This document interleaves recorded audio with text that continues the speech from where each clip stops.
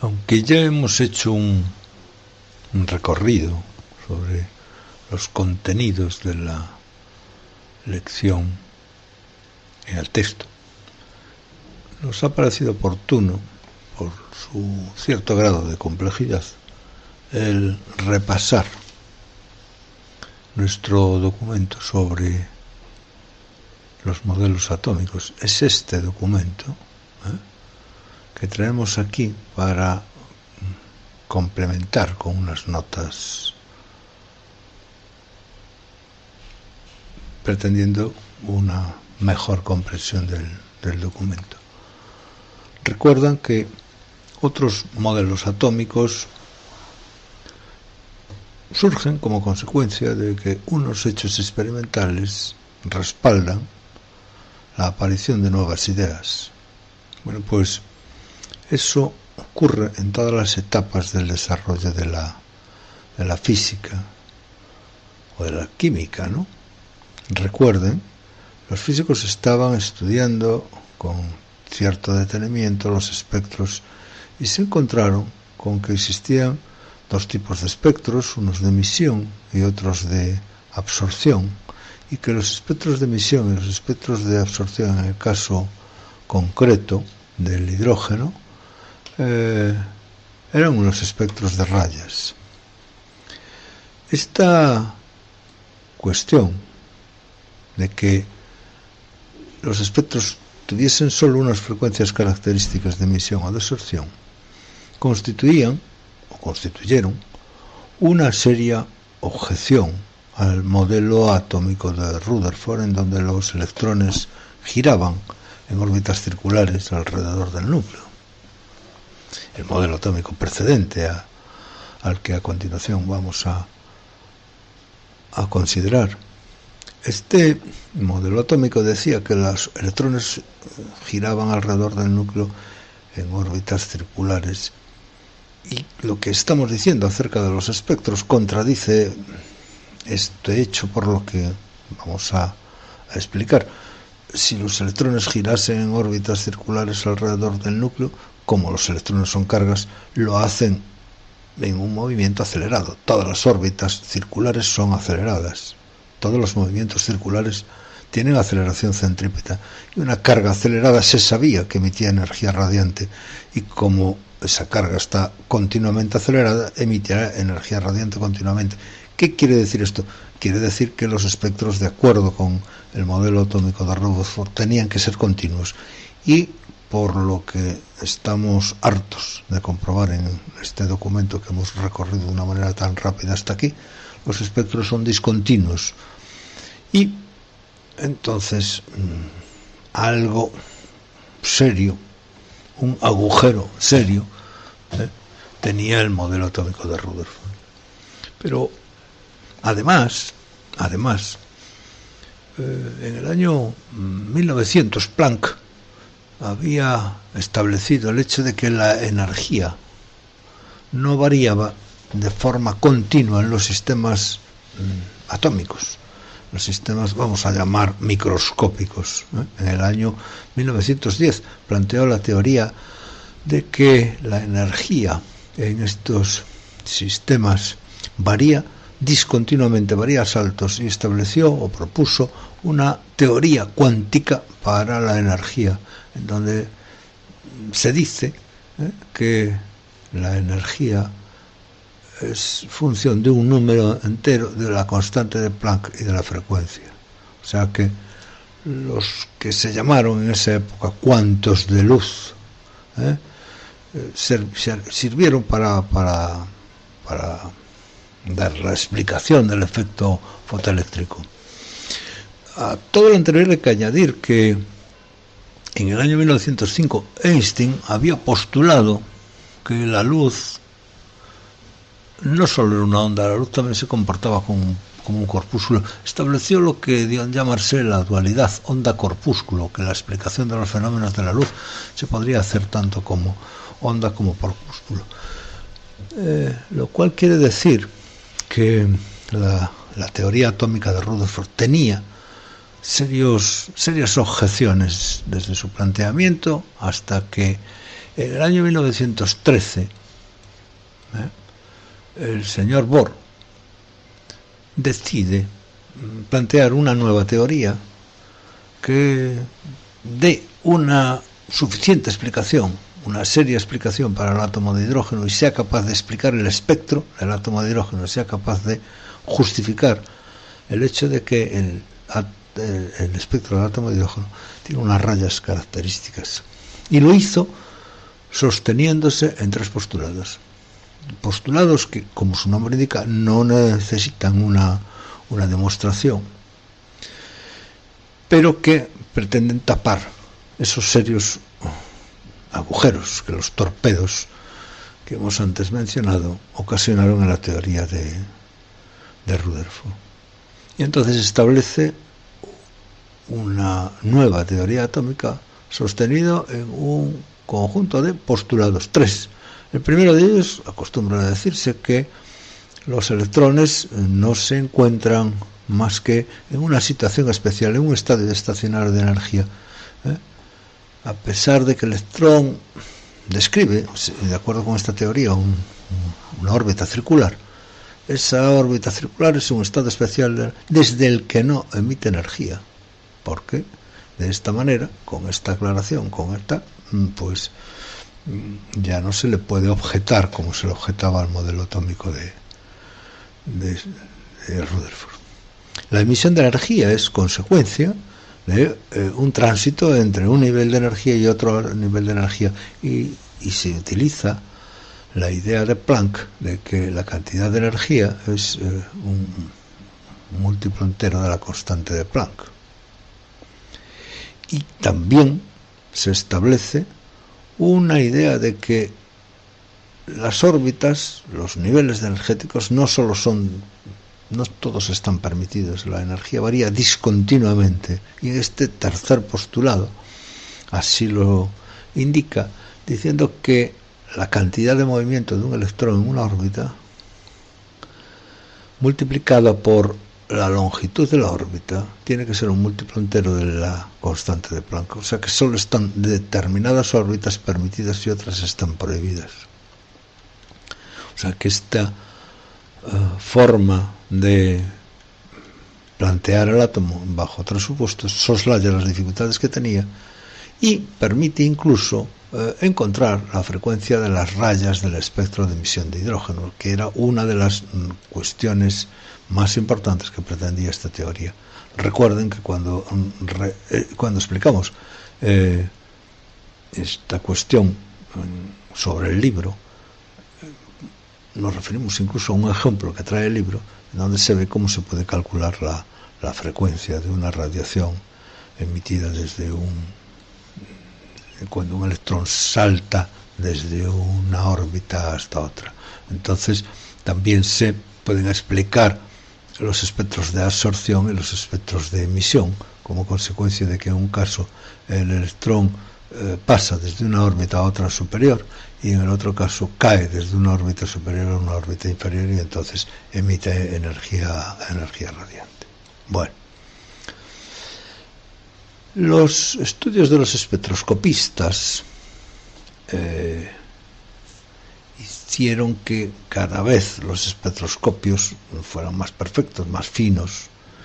y empezaron a aparecer espectros en los que las rayas estaban desdobladas. Y entonces un discípulo de Bohr mejoró la teoría de su antecesor, contemplando no solo la posibilidad de que las órbitas de los electrones fuesen circulares, sino que también fuesen órbitas elípticas y que además las órbitas tuviesen distinta orientación en el espacio. Esto constituye una ampliación de la teoría de Bohr y acostumbra a llamarse teoría de Bohr-Sommerfeld porque este discípulo amplía la teoría de Bohr y la cuantificación que en el modelo atómico de Bohr corría a cargo de un solo número cuántico se complica, vamos a decir así, porque además del número cuántico n, que en el modelo atómico de Bohr representaba el radio de la órbita de Bohr, aparece la posibilidad de que los contenidos energéticos de los electrones sean también expresados, referidos, delimitados por otros números cuánticos que se llaman L, M y S. Este es el número cuántico principal, el número cuántico secundario, el número cuántico magnético y el número cuántico de spin. Este está vinculado con el radio de la elipse, está la excentricidad de la elipse, la orientación de la órbita elíptica y el sentido de giro del electrón. Quiere decir que mientras Bohr determinaba perfectamente, por decirlo así, el contenido energético de un electrón mediante un solo número cuántico, la ampliación de su discípulo en la teoría exige la introducción de otros números cuánticos que son números enteros y están relacionados entre sí. De tal suerte que la ampliación de la teoría de Bohr, conocida como extensión de Sommerfeld o el modelo atómico de Bohr-Sommerfeld,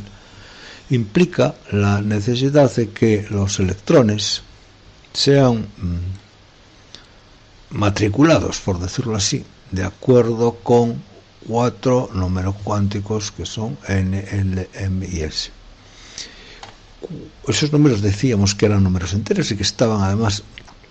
relacionados entre sí. En la tabla que aquí indicamos, o aquí presentamos, se dice esto, cuando el número cuántico es n igual a 1, en dicho nivel energético tienen cabida los electrones. Cuando n es igual a 2, hay posibilidad de que esos electrones estén en un subpiso, vamos a llamar así, S o P, que se llaman así, por llamarle de alguna manera, porque tienen relación con nombres que utilizaban los espectroscopistas, y donde tienen cabida 8 electrones. Cuando n es igual a 3, hay 3 subniveles. Cuando n es igual a 4, hay 4 subniveles. Y como ven, el número de electrones que tienen cabida en ellos son diferentes, de 2, 8, 18 y 32. Por lo dicho hasta aquí, es evidente que el átomo de Bohr se ha ido complicando, enrevesando, ha ido adquiriendo una cierta artificiosidad, porque la existencia de estos 4 números cuánticos complica de una manera relativamente importante la idea de que el electrón se encuentra en un determinado nivel de energía, y sobre todo porque cuando hablamos de átomos que no tienen un solo electrón, como el átomo de hidrógeno, pues hay que ir intentando entender cómo los electrones van situándose en distintas órbitas, por lo cual es frecuente que los profesores expliquemos una ideal construcción de los distintos átomos sobre la base de que se van incorporando sucesivos electrones a los niveles energéticos del modelo atómico de Bohr-Sommerfeld, de acuerdo con el contenido energético que tienen esos niveles de energía. Y aunque inicialmente se dijo o se dice, para simplificar las cosas, que los electrones van ocupando el nivel 1, el 2, el 3, el 4, esto no es del todo cierto, toda vez que es necesario disponer de un diagrama de niveles de energía para saber que el orden de ocupación de los niveles de energía es el que está aquí señalado. Primero los 2 primeros electrones se alojan en el nivel 1s, después en el 2s, después empiezan a ocuparse los niveles 2p antes que el 3s, porque los electrones del nivel 2p tienen menor contenido energético que los del 3s. Luego los del 3p antes que el 4s, luego los electrones del 3d, el 4p, el 5s y así sucesivamente. Y con la limitación, con la condición, con la consideración de que en cada uno de esos niveles de energía. Si es un subnivel S, caben 2 electrones. Si es un subnivel P, caben 6 electrones, con lo cual este nivel n igual a 2 está completo cuando tiene 2 en el S y 6 en el P. El nivel 3, 2, 6 y 10 hasta 18, es decir, que ese nivel n igual a 3 está completo cuando tiene 18 electrones. Lo mismo ocurre con el nivel 4. Cuando nosotros, por decirlo así, llenamos los distintos niveles de energía con los sucesivos electrones, pues decimos que estamos construyendo, fabricando la configuración electrónica de ese elemento, que nos interesa porque la organización de los electrones en ese elemento químico,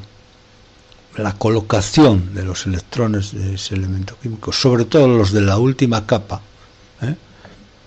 aquí hay varios ejemplos en donde se observa cómo están organizados los electrones de los elementos z igual a 1 hasta z igual a 25, o desde z igual a 2 hasta z igual a 19, en estos ejemplos que tenemos aquí, nos explican cómo es, sobre todo, la estructura de la última capa, que es la que va a ser responsable del comportamiento químico de los elementos en cuestión. O sea que cada uno de estos elementos químicos se comporta de distinta manera según, sobre todo, cómo sea la estructura de la última capa. Bien, por eso, a pesar de ser un método un tanto artificioso, pues debemos de estar entrenados, por decirlo así, en fabricar la estructura electrónica, la configuración electrónica de un determinado elemento químico, atendiendo a las normas que hemos indicado ahí. Es muy útil el retomar ahora, en este momento, el libro y ver algunos de los ejemplos que hay allí resueltos. Porque nosotros, de una manera muy rápida, vamos a decir de que este modelo atómico, que, como decíamos, tiene ya 100 años, se utiliza por su practicidad, por su utilidad práctica, por su fácil comprensión para el alumno, y sobre todo porque nos permite explicar, una vez que hemos establecido la configuración electrónica de un elemento químico, explicar con relativa facilidad el comportamiento químico de ese elemento sobre la base de cómo es la última capa de electrónica de ese elemento químico. Pero el modelo atómico de Bohr, como no podía ser de otra manera, fue víctima de torpedos también, igual que lo había sido el modelo de Rutherford, porque nuevas ideas, consecuencia del desarrollo de la ciencia, pues empiezan a poner en duda que muchas de las cosas que en el año 1912 eran la última idea acerca de la ciencia, pues empiezan a temblar. Ya dijimos que había en el año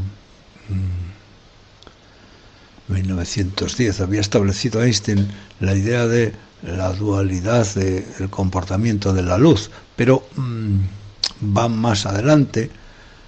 esa dualidad, porque en el año 1924 de Broglie